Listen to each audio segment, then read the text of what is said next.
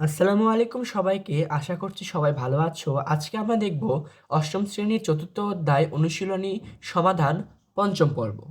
যারা পূর্বের চারটি পর্ব দেখোনি তারা ডিসক্রিপশনে দেওয়া লিঙ্কটিতে ক্লিক করে পূর্বের চারটি পর্ব দেখে আসো। তো চলো শুরু করা যাক। আমাদের প্রথম অঙ্ক 16 নাম্বার। করিম 9% চক্রবৃদ্ধি মুনাফা হারে 5 বছরের জন্য 50,000 টাকা এবং মরিয়ম 7% চক্রবৃদ্ধি মুনাফা হারে 5 বছরের জন্য 80,000 টাকা ব্যাংকে জমা রাখলো। ব্যাংক থেকে কার বেশি আয় হবে এবং কত টাকা বেশি আয় হবে, অর্থাৎ আমাদের বের করতে হবে কার মুনাফা কত বেশি হবে। তো চলো সমাধানে চলে যাওয়া যাক। এখানে দেওয়া আছে করিমের মুনাফার হার, অর্থাৎ করিমের মুনাফার হার 9% সমান 9/100। তারপর সময় এন সমান 5 বছর এবং মূলধন পি সমান 50,000 টাকা। তো করিমের চক্রবৃদ্ধি মুনাফা আমরা বের করে নেব এই সূত্র দিয়ে, সি সমান পি ইন্টু 1+r⁻n-1 সমান পি এর মান 50,000, 1 এর মান 9/100 সমান 0.09 টু দি পাওয়ার n সমান 5 মাইনাস 1। তো এর মানটি আমরা বের করে নিই। আমরা এই একের সঙ্গে এই 0.09 যোগ করে নিই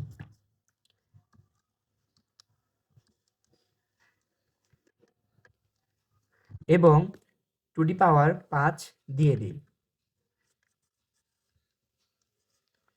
তার সঙ্গে 1 মাইনাস করে নিই এবং সর্বশেষ আমাদের 50,000 গুণ করে নিই। তো আমাদের 26,931.97 অর্থাৎ 19 অর্থাৎ 26,931.20 আসন্ন মান বসিয়ে পাই। তো এটা ছিল করিমের মুনাফা। এখন দেওয়া আছে মরিয়মের মুনাফার হার আর সমান 7% সমান 7/100, সময় এন সমান 5 বছর এবং মূলধন পি সমান 80,000 টাকা।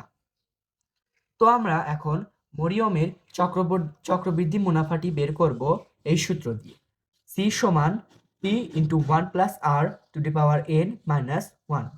তো আমাদের পি এর মান 80,000, 1+r এর মান এই 7/100 থেকে আমরা পাই 0.07 টু দি পাওয়ার n এর মান 5 মাইনাস 1। তো আমরা এর মান বের করে নিই। এর জন্য প্রথমেই আমরা একের সঙ্গে 0.07 যোগ করে নিই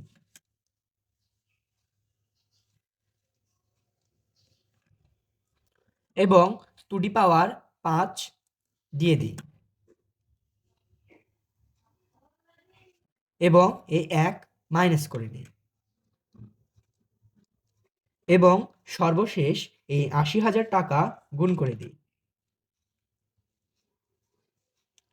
তো আমাদের উত্তর আসে 32,204.1384, যার আসন্ন মান বসিয়ে আমরা পেয়েছি 32,204.14 টাকা প্রায়।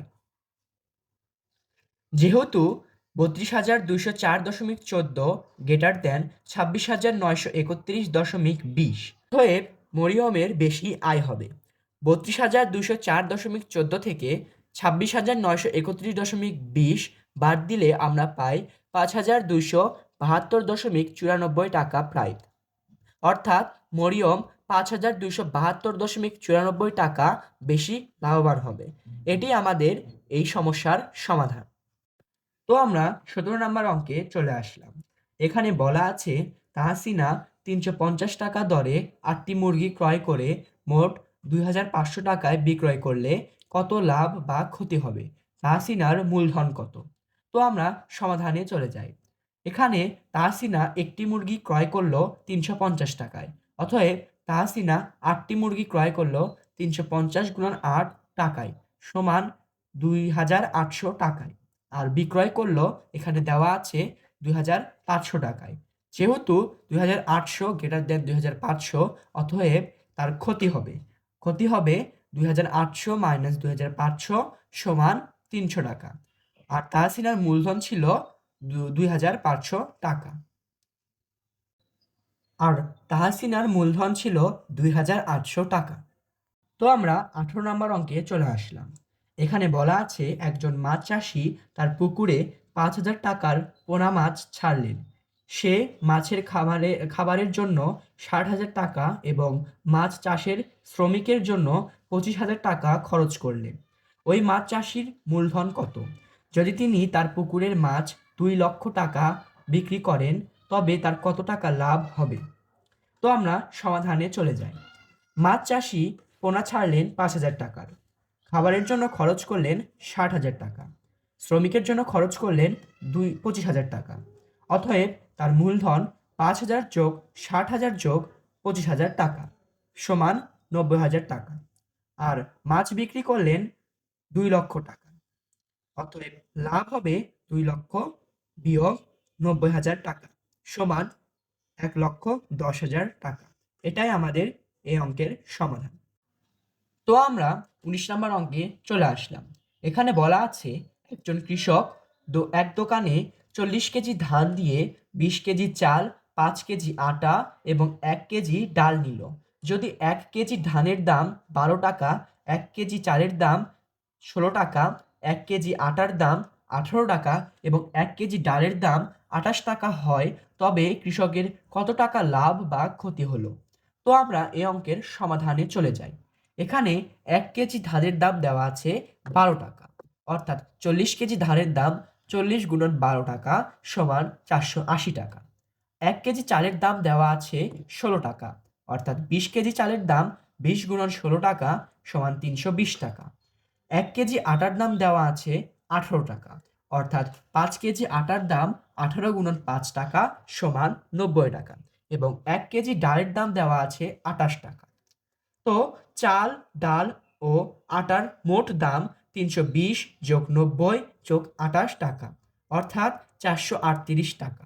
যেহেতু 480 গ্রেটার দেন 438, অর্থাৎ তার ধান যেই দামে বিক্রি করেছিল তার থেকে কম দামে জিনিস সে কিনেছিল, অর্থাৎ তার ক্ষতি হবে।